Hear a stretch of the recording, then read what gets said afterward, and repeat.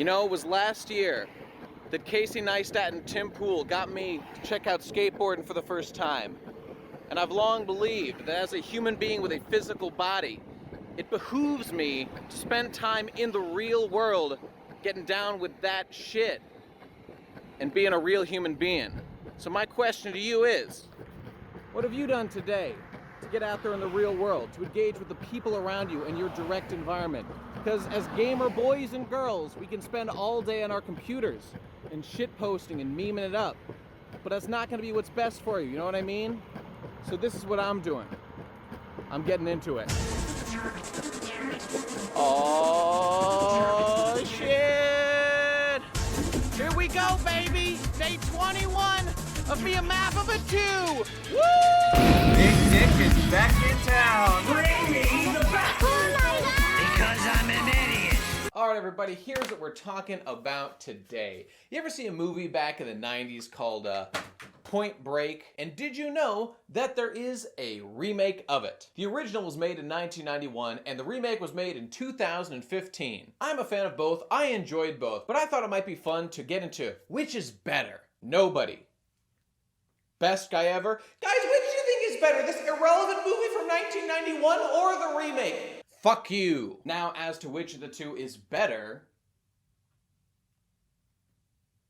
who can say? Let's talk about the original 1991 Point Break, starring Keanu Reeves, Patrick Swayze, Gary Busey, and others. Keanu and Patrick primarily are the two opposing sides of this FBI, bank robbery, surfing culture, spiritual journey of orgasmic proportions. And in general, it feels gritty. You know, this was the early 90s, not a lot of special effects. It feels humble and kind of small time, even though we're dealing with some pretty serious bank robberies in the LA area. Essentially, you got the plot of new FBI agent Keanu Reeves, aka Johnny Utah. He joins the bank robbery squad in the LA division, and he gets put on the case of the ex-presidents, this extremely competent bank robbery four-man team that's performed 27 bank robberies in 3 years and barely left a drop of evidence behind. They're efficient, they're fast, and they know what they're doing. They're in and out in 90 seconds. They only take from the cash drawers. They never try to go to the vault. It's basically perfect. Our boy Utah and his partner Angelo Pappas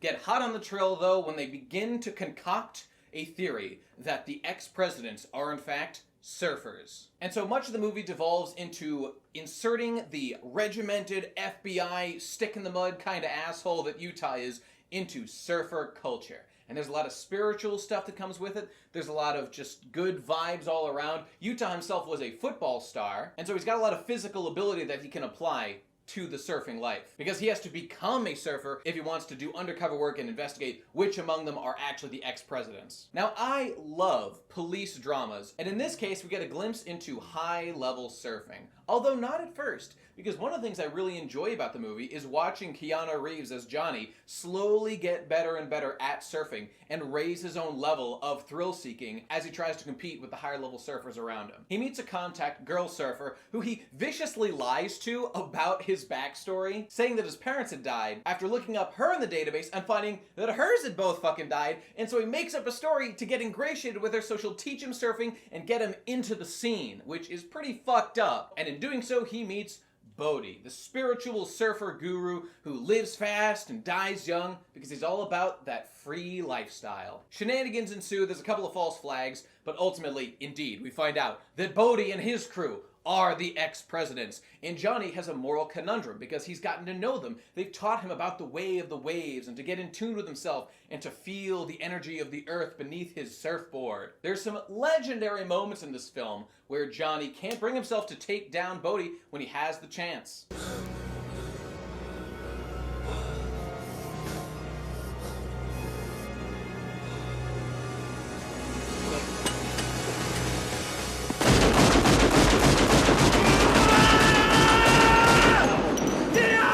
Ultimately, things do in fact turn bad for Bodhi, who, despite having this quote-unquote carefree, living on the edge, freedom lover lifestyle, the fact that he is in fact a criminal who is willing to use force comes to bite him in the ass as things go horribly wrong after Johnny confronts him, and all his crew end up dying as they escape. Ultimately, we end up where Johnny is passionately pursuing Bodhi, desperate to get him back, and will do anything, including jump out of a fucking airplane without a parachute. Oh my god! But nonetheless, Bodhi does escape, despite things going so bad for him. But luckily, Johnny knows the kind of man that Bodhi is deep in his heart, that he is the ultimate thrill seeker when it comes to surfing, and so he knows that there will be a 50-year storm the next year, where there will be the perfect waves, and that Bodhi will not miss it. So he meets him there, and he arrests him. However, there's one last exchange where Bodhi, who's been captured and handcuffed to Johnny, begs him to let him go out and face the waves one final time because this is his life's purpose. And despite being a hard-ass FBI agent, Johnny lets him go into the surf, where he knows he will not return from. That's right, Bodhi goes out into the surf and dies there. Something he said up previously is something he was absolutely willing to do, because it's not tragic to die pursuing that which you truly love. After having done so, Utah takes his FBI badge and throws it away, seemingly resigning himself to no longer being worthy of it or no longer believing in the cause. Now, I interpret this ending as implying that Utah had learned too much about Bodhi's lifestyle, and the act of freeing Bodhi was him acknowledging, I cannot conform to the FBI's regimented lifestyle. I believe too much in the freedom of the human spirit, and I believe that allowing someone to pursue their path in life can be a higher cause than simply punishing them, especially when they would simply sit in a cage and agonize. Might as well let the man die on his own terms, despite the horrible things he'd done and not deserving morally that kind of treatment. It's the kind of respect for a man's purpose in life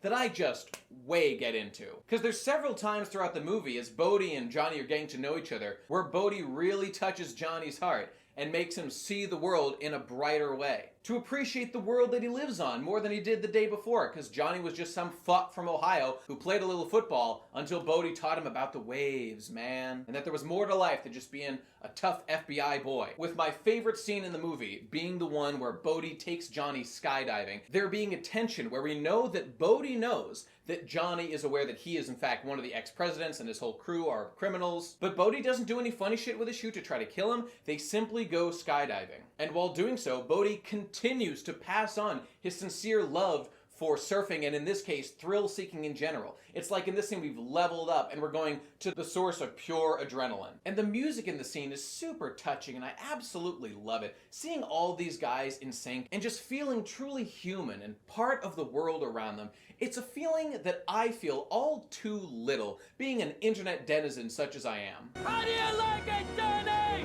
Amazing! Fucking amazing!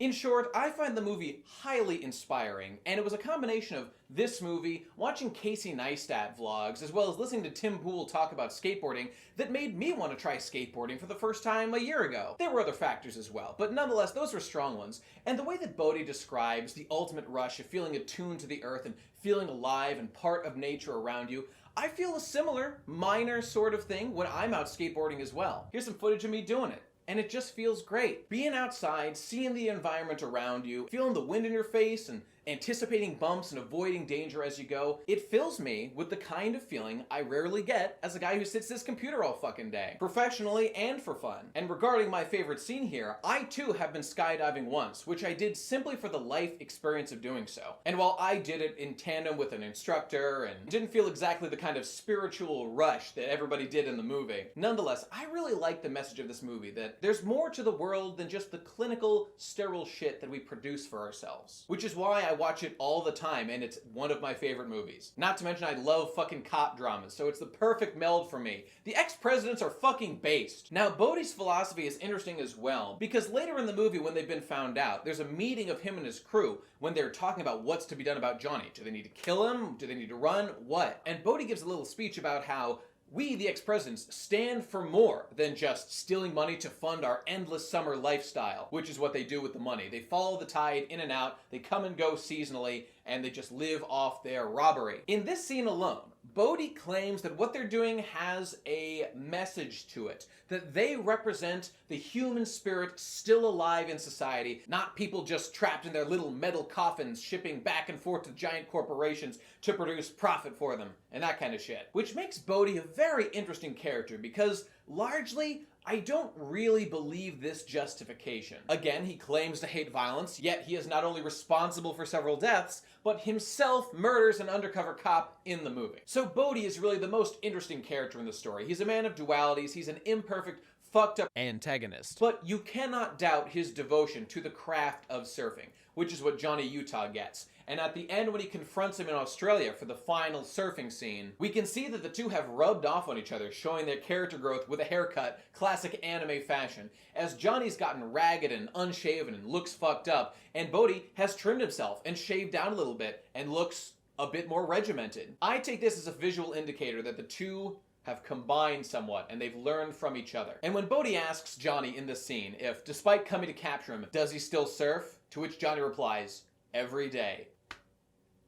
God, that just makes me filled with longing. More than anything, movies like this made me want to go skateboarding and all that, but I want to go surfing so bad. I've got a deep passion, and I live in fucking Ohio, but I want to get to an ocean and hit those fucking waves. Maybe I'm just a basic bitch who's just easily influenced by a movie, but I've watched this many times now, and I feel the bug hard. Being on beaches are my happy place, and I should probably move to a place where some actually exist. However, there is one last thing you need to know about Point Break. Ladies and gentlemen, I would like to present to you a short montage of some of the greatest movie quotes of all time from Point Break from 1991. Roll 'em!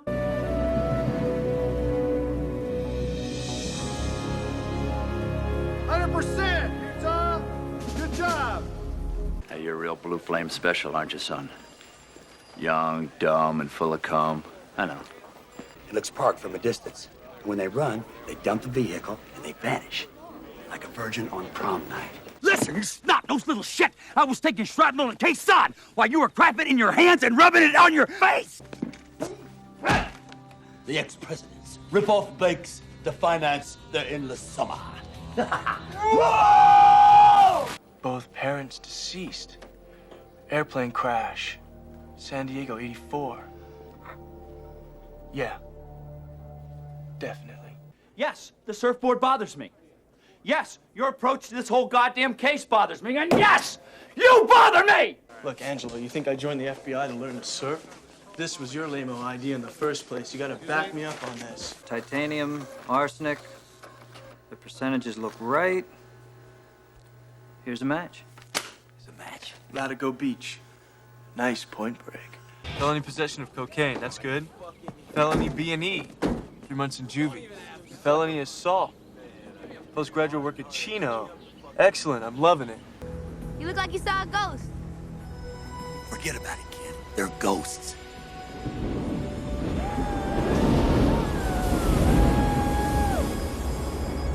I gotta go. You got a what? Assured trust tomorrow. Next day outside latest. I definitely got a feeling on this. Well, you got a feeling. The last time you had a feeling, I had to kill a guy. And I hate that. It looks bad on my report. Right around that corner, there is a sandwich shop. They sell meatball sandwiches. Best I've ever tasted. Would you go get me two? Come on, partner. Two. Utah, give me 2. Leave a message. Tyler, look, I fucked up, okay? I know I fucked up. I wanted to tell you, but I couldn't. I was afraid you'd leave. Good guess, huh? Fuck, why can't I ever say what I really mean? Rock and roll. I was in this bureau when you were still popping zits on your funny face and jacking off to the lingerie section of the Sears catalog. And there's one thing that I learned out of all these years that you still haven't got. Yeah? Why don't you astonish me, shitface?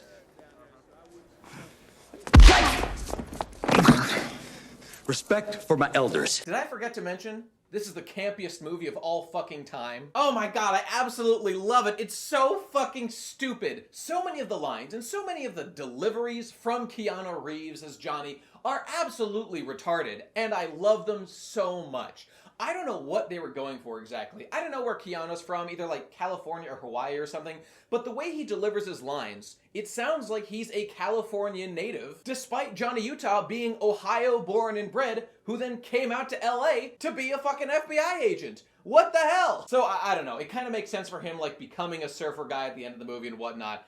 I don't know. Anyway, I absolutely love it, despite it being incredibly silly. And the other characters have incredible lines, as you saw before. It's just mwah, magnificent. Anyway, that's all my thoughts on the first movie. So let's compare it to the second, shall we? Point Break 2015. What's the deal with that? So the basic story is similar, except instead of just being a humble football star that we don't hear much about the backstory, central to Johnny Utah's story in the remake is that he was a motocross expert, a polyathlete warrior. However, a friend of his died while he was out doing his adventure-y bullshit, and he felt so guilty that he quit doing the sport, and he decided to become an FBI agent to get justice. An arc that I respect, but there's a couple things that I like less about this movie instantly. The tone is so much more serious up front. What with that friend dying in the opening scene, and Johnny Utah being actually a fucking nickname. They spell out right at the beginning of the movie like, oh no, I would never actually have the name Johnny Utah. That's ridiculous. My name is fucking Winston or whatever the fuck it was. So you can tell already from that and like the kind of clinical-y cinematography going on in the movie that things are getting a little more serious here. And this is reflected in the overall tone because instead of like a small-time LA area bank robbery scene, the heists that we're involved in the remake are like worldwide gigantic heists that involve insane kinds of stunts from the bad guys. Because that's the thing. They're not really the ex-presidents in the sequels, but what they do is they combine the bank robbery stuff with the kind of extreme sports stuff, which is expanded far beyond surfing. That's only one of many sports that they focus on. Now, on the one hand, this gives us some really beautiful set pieces, and I absolutely appreciate all the incredible stuff they do with that. We get to see them climbing up Angel Falls in Venezuela. We get to see them doing some sick snowboarding down these gigantic fucking mountains, doing like squirrel suit gliding or whatever over these fucking hills and stuff. It's really sick, but it feels a little, I guess the word I'm looking for is try hard, to combine all that shit with the heists. As a result, compared to the original, which was very humble and everything that every character could do made sense and felt small time, Johnny himself slowly builds up from zero into a competent surfer over the movie, which isn't really about his skill at surfing. Whereas in the remake, Johnny from the start is an incredible athlete who has done the kind of extreme sports that he gets involved in the movie, and he's forced to use those skills during the heist to capture the bad guys or prove his worth to people, etc., etc. It feels very serious and not in a super fun way, but it is in a spectacular Michael Bay style of way. So let's just spill the fucking beans here. The remake does not appeal more to my personal tastes because it's so try-hard. Become the wind. Or you'll hit your point. What point? The point where you break. The original feels humble and attainable. The feeling I was describing before about desperately wanting to learn to surf by watching the movie is because I watched Johnny do it in that movie. I feel like I can totally go out and do that shit. I've been to Hawaii, I've seen a little bit of the surfing scene, I know how intimidating it is, but I feel like I want to try, you know? Whereas in the remake, they actually describe every single stunt that they do as something that no human can do, because they're part of this Ozaki 8, a set of 8 challenges that only the highest level polyathlete could do, which is like a spiritual journey and you're supposed to give back to the earth while you're doing it, that kind of stuff. It's on such a level that it appears unobtainable to a pleb such as myself. While it's true, it does look more impressive. So, do you want things that look more impressive, or do you want kind of a self-growth message? Johnny does grow and rise to the challenge in the remake, but I really feel that arc is better in the original. Not to mention the humor. A little bit better in the original. I guess we just must have ourselves an asshole shortage, huh? Not so far. Now, the other thing is that the spiritual element is played up way more in the remake. Whereas in the original, Bodhi was kind of a conflicted character who had legitimately spiritual beliefs about surfing and whatnot, and seemed to kind of logic his way into having that justify his bank robbery as some sort of political statement against the man. I felt like that was kind of bullshit, but I enjoyed watching the character rationalize. I found that to be a human, relatable thing. In the remake, Bodhi almost feels like a Bond villain, who's orchestrating these incredible heists and doing these godlike physical feats that no human has ever fucking done before. And in that remake, remake, Bodhi's spiritual journey feels far more pure. He's performing eco-terrorism acts because he feels that, like, corporations are fucking over the earth, that kind of stuff, which is an interesting take on the character. I can see why Bodhi would be written this way, but again, we're putting things on such a high pedestal, it's really hard for me to get on that level and understand. Yes, Bodhi does get involved in robberies and killing people and whatnot, but still, he feels far more like a monk